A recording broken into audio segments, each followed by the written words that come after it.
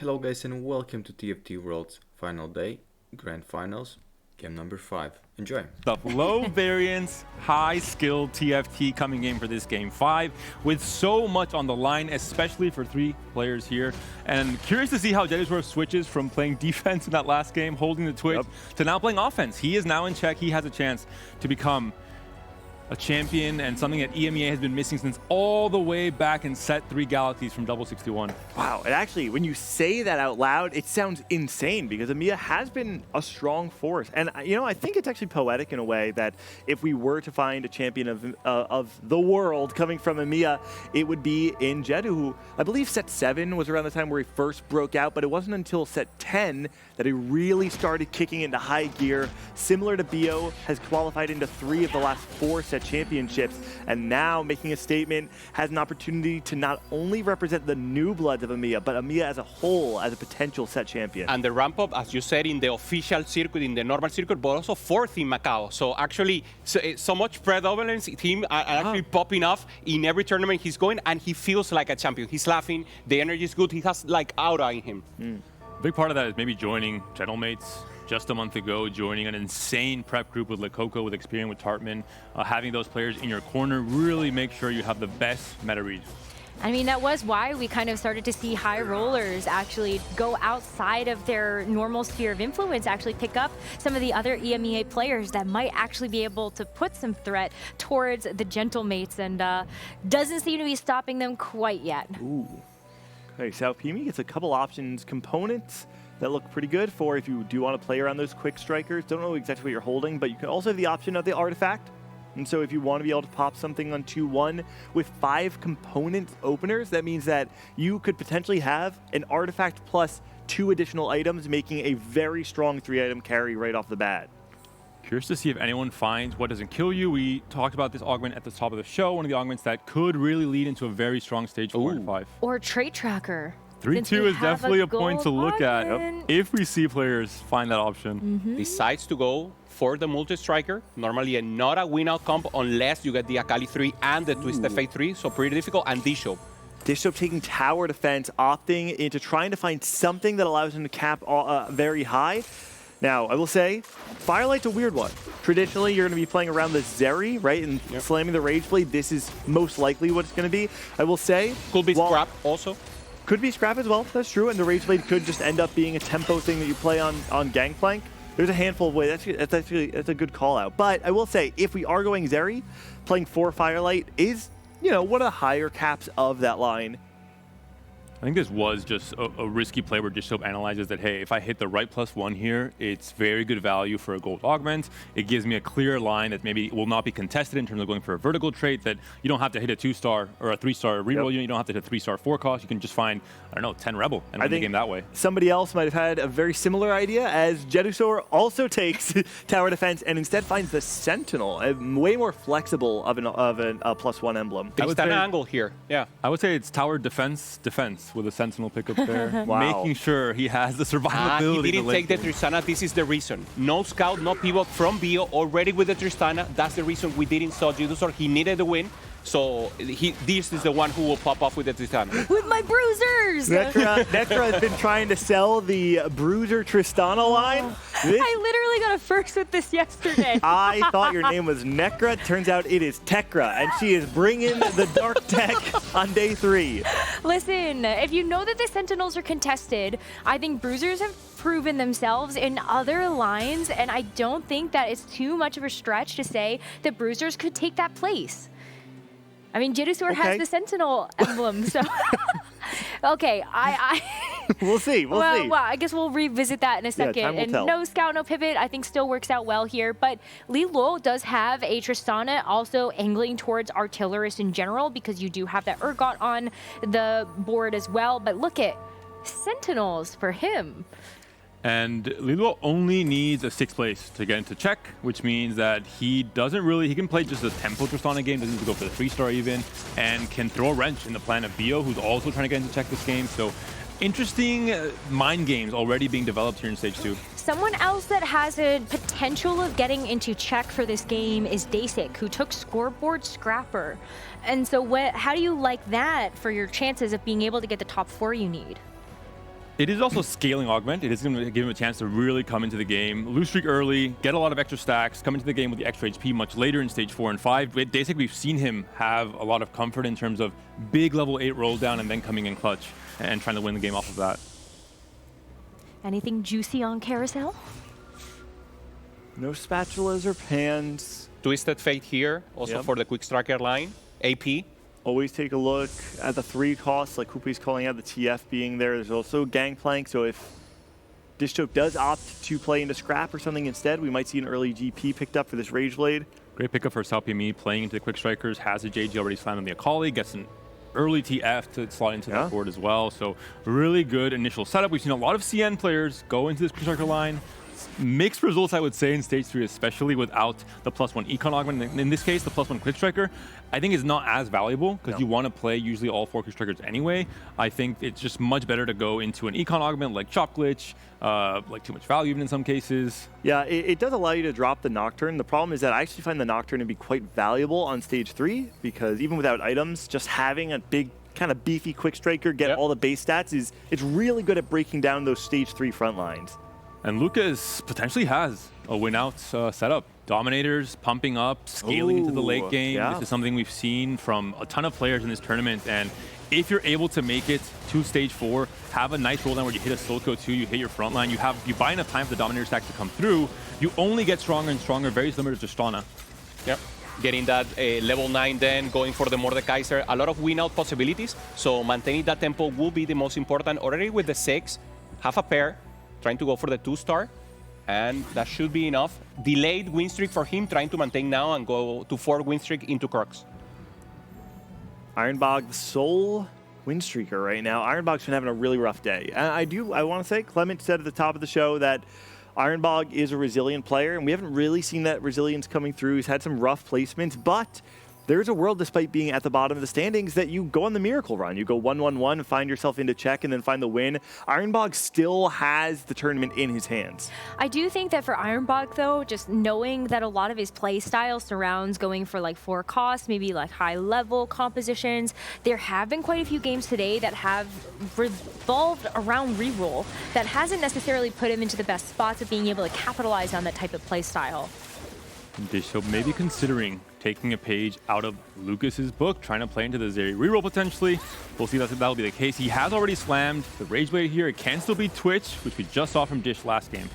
Oh, such a close fight. Dishchoke barely losing that fight. Lucas, the really strong setup to be able to save so much HP, find a 4 win streak while playing Pumping Up. You're not even getting full value out of your gold augment. You're essentially playing a silver augment right now, and you're streaking against the lobby. Yeah, and Lucas, that we were saying that he needed tempo. He finds the 6-2, finds the Blitzcrank here again. So very well set up here. Normally pumping up a scaling augment, but it looks great. Also a combat augment in the early game. So looking great. Only maintaining tempo, good front line. This should be good at least to get to level 8. He's making Ziggs look so good. It's a 3-item Ziggs too, stage 2. You said it like you don't like should be Ziggs. clearing. I have He had a thoughts. moment. He had a moment in a time Yeah, in the true. meta. I do have some thoughts, but right now, Lucas looking great here. Has a pair of Blitzcranks as well, so I think you're feeling good about the spot. Liluo and Dasik both able to maintain their 5 loss. Ironbog able to maintain 5 win. There are a lot of happy people going into stage 3. Curious to see if Lucas is actually going to push levels. I don't know if he has Ironbog in his rotation right now or if he had fought him on 2-1, for instance. But there is an option there. He doesn't have too much money, though, so if he does level, he will be very poor. Right, so cloning facility from Ironbog. I kind of wonder what you are looking for to actually utilize that augment to full value. Mostly just the win streak early on, just high tempo, augment pickup. It's the 5 win streak for now. He will not be facing Ironbog here. He will be just facing SaoPME, who is playing reroll, does have the Akali 2-star, 2 items here as well with the early TF, but not an upgrade on TF just yet, and it's only level 5. It should be a win for the Ziggs here. Regardless, I mean, this is a pretty nice setup to be able to have the Akali 2 with those items. The Morello on the TF is also super powerful, and so SaoPME, despite being level 5, 1 level down, takes a really nice loss against Lucas's board. For Akalis, 2 rails also. So maybe a chance here to go to level 6, roll a little, maybe try to cellular, there it is. Maybe he also only has 1 rail, finds the Nocturne, This should be enough. Finds the Loris here, and he decides to roll a little more. I think he's good. Mentorship is such a good combat augment too. And we look at the rest of the lobby and sort of where they landed as well. Lucas picked teaming up augment. And for Dedusaur, I think that's forward That is forward thinking, it is, yeah. Truly thinking into the future, hoping that's enough gold on the 4-2 roll down. Definitely the player we have to watch out for. Lucas took, what is this called? The teaming up one where Powder becomes a dominator. Menaces, is it? No, that's the Vander one. It's not what could have been. It's not. It's. Oh man, what is it called? Oh no. Something Forbidden Family. I don't. I think so. Definitely not that. That's not even in the conversation. Regardless, he gets a Silco out of it, and he has this amazing setup with the Ziggs from before, and so now he's able to have both the Ziggs 2. I believe this is 4 Dominator on his board right now, and a 3-item Silco on stage 3. Really strong start for Lucas. This is looking like a very, very winnable game for Lucas. Especially considering with pumping up, there's most of stage 3 where you're at your weakest, you don't have the scaling of pumping up first, and now getting the Silco here closes out that gap where now you are strong on stage 3 as well. You're going to have a much more comfortable game leading into stage 4, much more HP to work with especially. Dedusaur in an interesting spot here. Ezreal trying to ramp up. Some components here, but actually not in the best spot. Yeah, forward thinking. It is called Menaces. You guys were right. Yeah, okay. Confirmed. You guys, don't include gaming in this one. We did it. High five, man. High five. I got the high five that confirms it. Dedusaur taking the forward thinking augment here. I always find it kind of tricky to recognize when you have a good spot for forward thinking. To me, my personal framework, I don't know how other people agree with this, is that I like forward thinking when you have a lot of gold on the board or when you've leveled early. When you've pre-leveled especially is also one way to do it, especially if you're not playing reroll. So the less gold you have at the time of taking it, the stronger the augment is. Great analysis, Gangly. You are losing out on less gold, which makes you just stronger all of stage 3. You don't essentially lose every single fight by a ton of units. I don't think we've had a set championship where you haven't said at least once throughout the broadcast, great analysis, Gangly. I don't think you've meant it once. I can't help myself. Quality units here, Corki for Dedusaur. Also, the Echo could be a possibility if it stays free for this show. Not really the most valuable forecast, at least almost insta-pick every time. Silco would be for Ken Baron players, in this case for Lucas. But late pickups there. Dish Soap is on the +1 Firelight, gets the Echo. The defenders are not on the field in this stage 3 carousel, considering Dish Soap is one of those players in check right now. We did see Dish's board. He was not playing the kind of standard Scar on the board. A pair and a Garen. Pretty insane chop here for Dish Soap. Well, maybe that's why you're not playing the Scar now. Well, we do really want to get a Scar on this board as soon as we can, though. It does actually make quite a difference. You can just drop the Darius, for instance. You don't have to use a remover to get the redemption off as well. But I think Dish needs to, he's got to play conservatively a little bit, right? You can't dig too early because it's not about hitting your board, it's about out-capping the lobby. And Lucas maintaining even more tempo now with probably the best tank he could have in the mid game. Blitzcrank 2-star going up against this Ken Baron from Day6 that's just trying to keep losing for the scrap board and then pump up in the late game. I mean, honestly, if you are Dish Soap or Dedusaur and you feel like this game is going poorly, you want to make sure that Day6 can win out from here because Day6 is going to be the player who can contend with Lucas's high roll opener. We're seeing the huge contrast. High tempo start for Lucas and Dish Soap from the Americas. And then we have the delayed start. Stage 4 will be the big spike for both of the EMEA players in case of Day6 and Dedusaur. So stage 4 too, especially on those roll downs, eyes on EMEA to see what they can do, what they can put together on that pivotal round. 8 win streaks versus 4 win streak. Both of them trying to get to the neutral rounds in the best position possible. Bishop roll a little, couldn't find the 3-star Darius.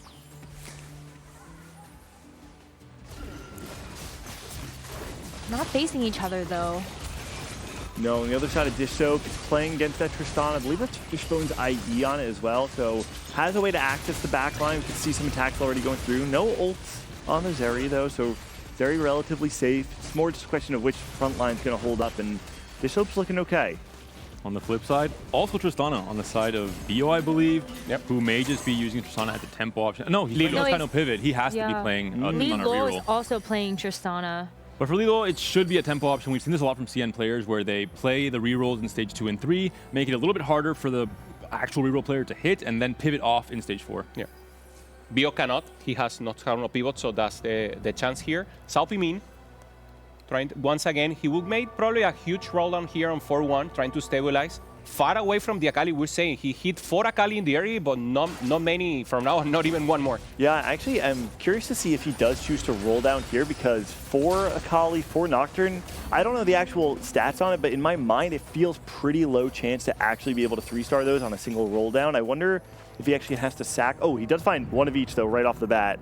That might be a go button for him to start rolling down. Maybe Sao Pimin won't necessarily win this lobby, but adding a lot of pressure to the start of the stage 4, if he's able to hit these 3 stars, is really big. And there it is. Nocturne does come through. Now, here's the question. If you're playing the Quick Striker +1, who are you dropping? Because when you find Mbessa, you are 5 I did say it gets awkward. And so many items to slam here as well for Sao Pimin. Archangel on the TF. I actually think you dropped the Akali. Maybe Bloodthirster on the Mbessa.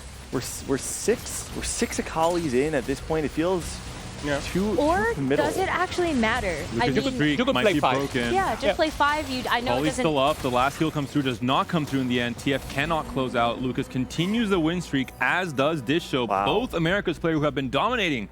So many times we've seen, looked up in the HP totals, who's first and second? It's Dish Soap and Lucas. Jedusor, 21 HP. His money's going to come through, though. It's going to be a huge turn. He's got to pick instantly. Gets another Sentinel +1. 6 Sentinel going to be essentially, if you're going to have more slots for damage units, you can go more. Oh, hits Rumble. That's so big at this point in time. He can fit Vertical Academy in quite easily now with the 6 Sentinel, even on level 8. Now Lilo Tristana 3, blocking Bio potentially from hitting that 3-star for a very long time. So full defense from Lilo against the Brazilian player. He doesn't even have the Sentinel in yet, so he can drop one of these, get another Academy, and yeah, he finds it there, gets a Deathblade as his Academy item. There's the upgrades. Everything's coming through. Really wants to find Corki 2, though. Ezreal 3. There it is. 2 is very strong. And Jedu's a player alongside really all the French players in that same prep group who played a lot of Academy at EMEA Regionals, played a lot of Academy in days 1 and 2. They're very comfortable on this line. It has a very high cap when you add Jason to the mix. Whoa. And on the other hand, Lucas rolled down to 0. Yeah. He found some Blitzcrank, found the pair of Silco, but not enough to improve his actual board. He's looking for Blitzcrank 3, right? Yep. He's only 2 blitzes off, but he doesn't find Silco 2, and I think that's the big miss there. I imagine it has to be enough for Jedusor to break the streak, but it's still a really close fight. Lucas, despite not upgrading his board, is still so strong, and Dish Soap's streak is lost as well. For me, this fight from Jedusor is incredibly important because it's the calibration fight where you test how strong am I now that I have all my resources, I rolled it all down, I assembled my board, and you beat the win streaking player. Yep. It's a very good tell that you are strong enough to maybe streak all of stage 4 and recuperate all that econ, get the right anomaly, push 9, fit in the Jace, maybe find an Academy +1 on one of the carousels coming up. So there's many chances for this board to continue capping. Sao Pimin finds the Akali here, so pretty strong. And this is Dish Soap's board. He's playing very slow. You can see still staying above 50, wants to ensure, and he's even holding the Silcos to make sure that Lucas doesn't find some sort of backdoor Silco 3. But Dish Soap recognizes, if I want to win this lobby, I cannot just play the traditional way of reroll, spiking hard, bleeding out into a third. I have to find a way to actually go first. He's doing that off the back of playing slowly, finding the Zeris as they come to him, keeping his gold over 50. Ironbog, though, we finally get a chance to check back in with his board. He's got a Jinx already. Took the Slam and Augment. You're going to be getting so much more experience, and this is really where Ironbog likes to play. And there's another Jinx on Carousel. And there's 2 spatulas and a frying pan here as well. My. Jedusor. I mean, I actually feel like taking something like the frying pan or getting the spatula is one of the ways in which Dish Soap might be able to find himself capping a little bit higher. I mean, there's still at least 2 more available. Sao Pimin doesn't even take one either, so Lucas and Dish Soap both get a chance to actually pick up one of those items. Lucas was considering, goes for the tier instead. probably the premium component in any Dominator combo in terms of your secondaries carries coming online after you fully itemize your Silco. Keeps rolling, trying to get 2 series away here.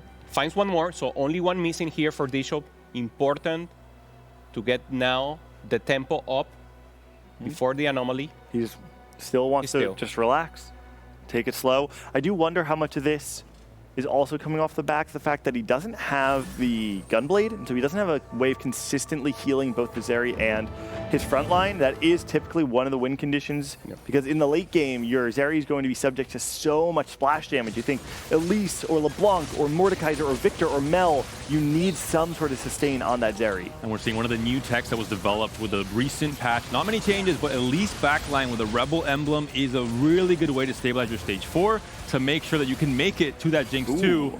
Still a loss here for Ironbog, facing off against one of the strongest players in the lobby, in Lucas. Lucas is so powerful, and going into stage 4, I think end of stage 4, stage 5, and then especially in stage 6 is where that pumping up augment is really going to help you turn a corner. I would argue, though, that like stage 4, you're not expecting this player to be as powerful as they are. Lucas feels like he's way ahead of the curve.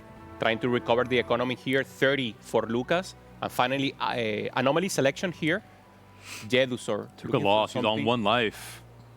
Rolling deep here for a specific anomaly. Oh, comeback story. Oh, interesting. He doesn't think he's good enough, huh? He needs to go for the perfect anomaly. It looks like he knows he has to win this game, essentially. So he cannot settle. He cannot play for a top 4. He needs to play for the win. What is he looking for? Share your energy? He's rolled so much gold at this point in time. It looks like it is going to be share your energy. It's going on the Alawi. So many stats being shared, but you do sacrifice, of course, positioning. Yep. You do open an angle for players, or at least for players who can punish that misposition to really have a better matchup into you. Yeah. Bio one off. Contested, but Lilo couldn't get the Tristana, so in a dire position here again. Also, trying to get the spot. He needed a 5th at least to get to check, so probably not a possibility here.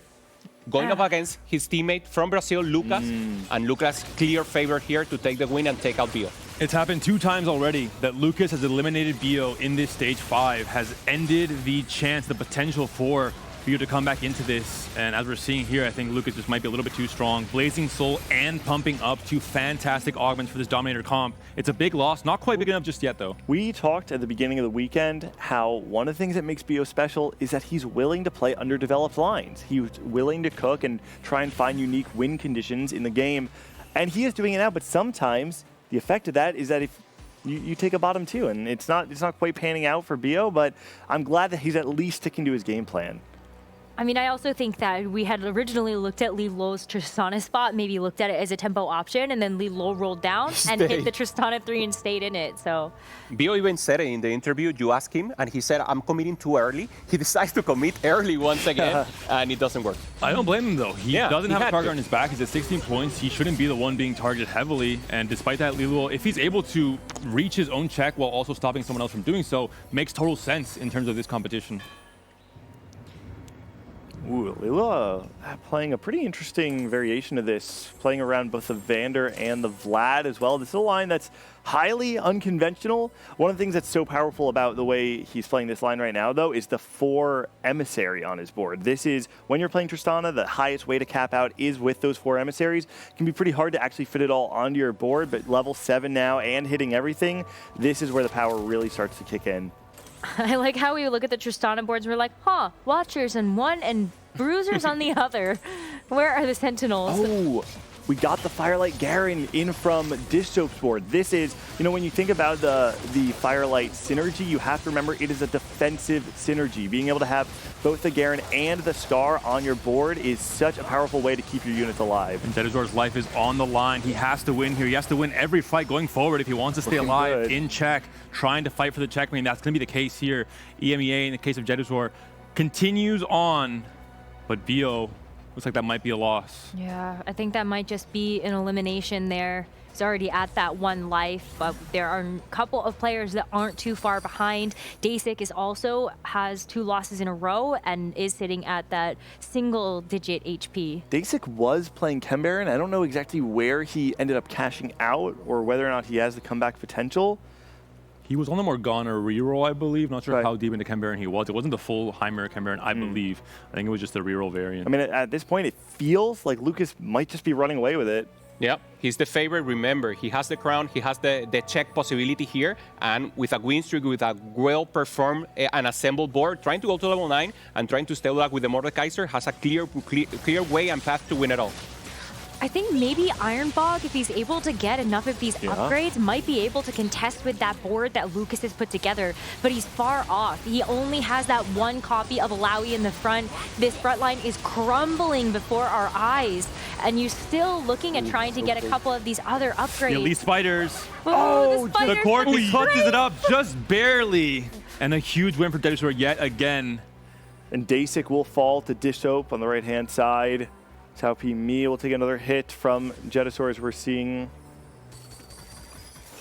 And now Deadisor, because he had to waste, or not waste, use so much gold to fight for that right anomaly for Share Your Energy, he wasn't able to go 9 on 5-2. He had to delay that until probably after this carousel. So these 2 rounds in particular are incredibly important for Deadisor in terms of winning them and then having a bigger spike coming up. Oh, wow. Finding the Warwick is so powerful here alongside the Fishbone. So consider this. If one of the Tristana ults goes on to a backliner without a lot of defenses, that Warwick will activate its execution and will go straight into the backline. I do think this is another one of those boards that could contend with Lucas's. And we did see Lucas actually finally took a loss somewhere in the last couple of combats. But you have Li Luo going up against Ironbog, the 2 players that may have that chance, and that bowling ball in the back is crazy. It snipes the Jinx before she can do anything in that fight. Despite that, Ironbog still has a chance to win this, though. Oh, no way. Close Tristana fight. surviving without the Gunblade means that when she's down to very low HP, she can just get killed off by any amount of extra damage coming through. Doesn't come in the end. The pings There's are the coming ping, throw it through. into the Mordekaiser. The Rebel +1 is there for Ironbog. Cao Pi Mi has to play defense. Deduzor is also open, but he's trying to play for the win. He cannot play defense himself. No one's stopping Ironbog. He picked up the Rebel +1. He now has 2 emblems. They should give it to him, because we know that Lucas is in contention to actually just win out this lobby. Give it to the Rebel player. Let him win. Ironbog's got 7 points. He got nothing to lose. Okay, full offense. Go, go, go. Right. Everyone's blocking him out. They're setting picks. Oh, man. Oh, that's a shop you would have loved to see there with the 2 Zoes. Lilo also improving here with the Hutch. Ooh, just so 9. healing item here for the Warwick. What a late Jace for Dedusor here. 5 Academy, though. This is a huge spike. Not only are you getting the Jace in, you're getting the additional damage amp on your units because you have more Academy items. I mean, Jetasaur's board is extremely strong. It has all the makings of a potential win out, and we've been saying Lucas is maybe running away with it, but I think Jetasaur has a win out angle. He's slowly and quietly creeping up, but he has to deal with this board from Li Luo that has that Warwick, as well as Tristana, and Tristana could just get access to the backline. Imagine if you snipe out that Ezreal or that Heimer right away, and that's going to be a huge You call it. snipe. And Jace is down, almost down as well. This Tristana is finding the perfect target every fight, but there's so many defenses, and that front line is falling. The Corki's still alive.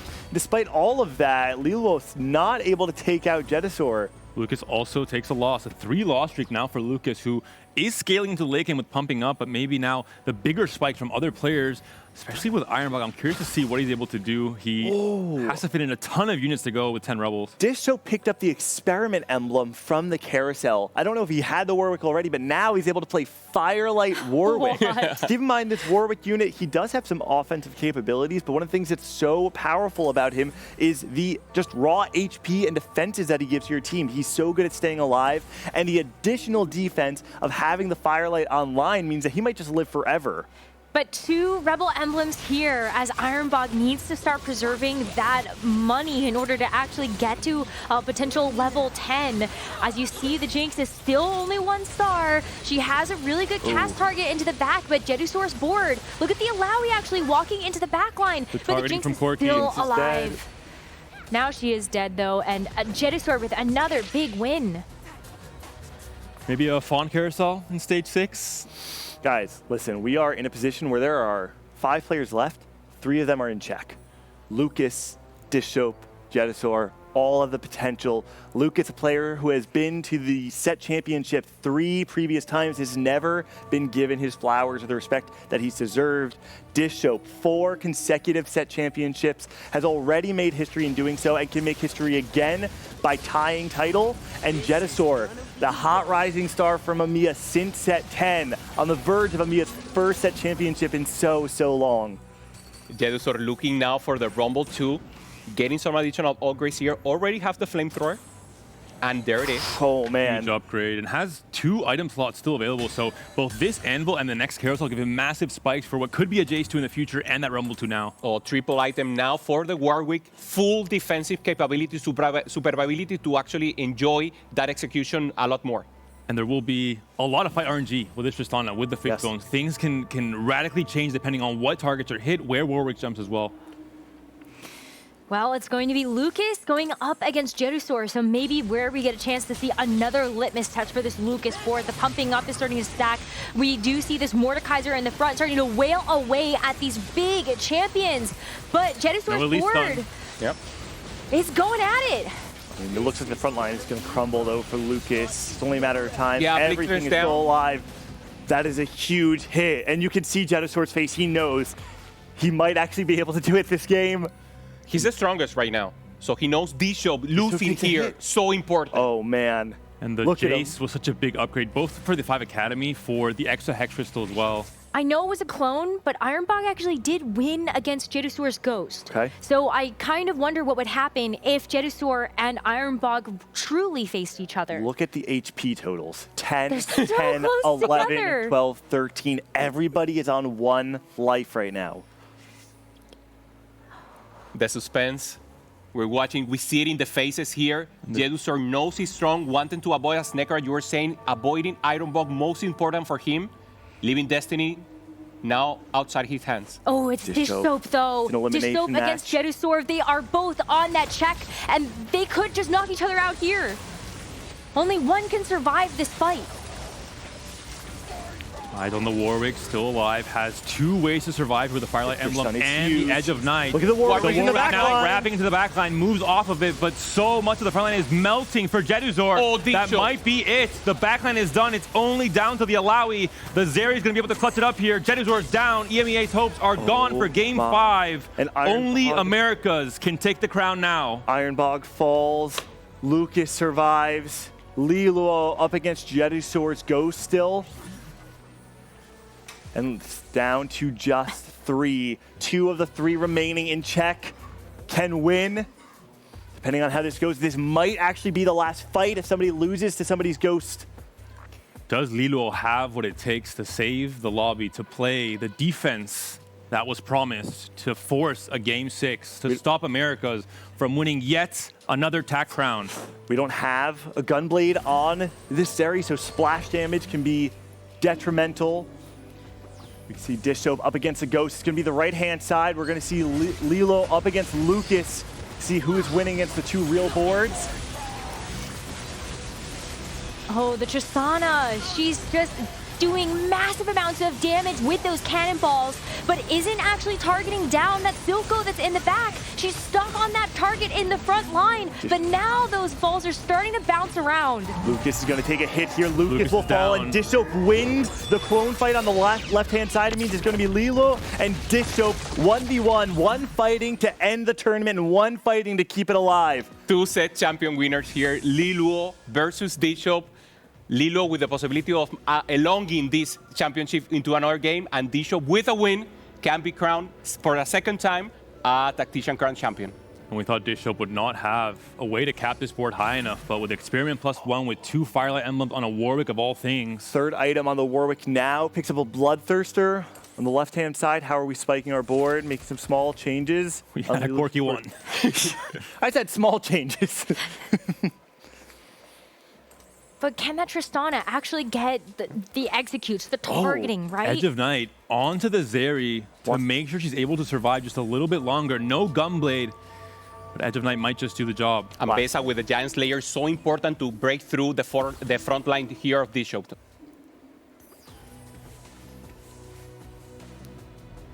Final fight. It's all about where this Tristana is going to be ulting. Keep your eyes on it. She's starting to ramp up. Another cast comes through, both on Darius. The Zeri is completely untouched. The Victor comes through, buying time for Dish Soap right now.